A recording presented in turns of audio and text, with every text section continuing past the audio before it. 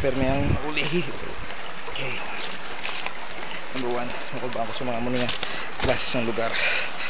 And hindi ko kaya maglakad sa mga bato. Sinibasi naman dahil local.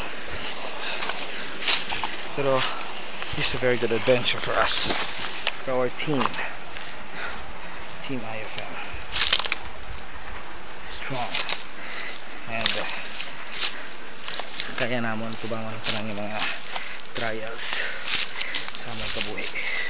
So tingnan ko nga makaya. Aray ko, nabili na ako ng sinilas. Aray ko, kakapoy. At least makita nyo gid kung gaano ko nabudlayan sapagkat to sa ikaduwa naman nga area pagkat sa spring water hinatawag hinahinulan ta din basi sa kabalo kasi kumunoy na digali hinahinulan ta hindi pa sure yun yung area but I think kinang nakabimanaw siguro. Oops. So ayun naman taliwat mga bato naman ang atong papakan. Alright. Okay. So good. Hinahinay lang sa paglakad. Hinahinay lang git. Oops. Yun na sila man.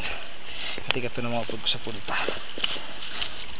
Ito na sila sa punta. Ako naman niya hariman di Japon. Pati na ako sa tingog. Ito mga upod ko na to. Medyo nalog ako niya sinilas eh. So tumuon ko. Matiniulan lang ko. Opya. Okay.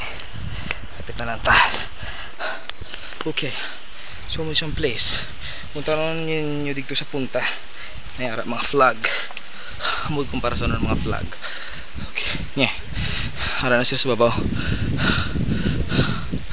Okay. So pwede ko isang suba. Hindi ko mayroon suba. Pero okay lang. Siguro mga dalong.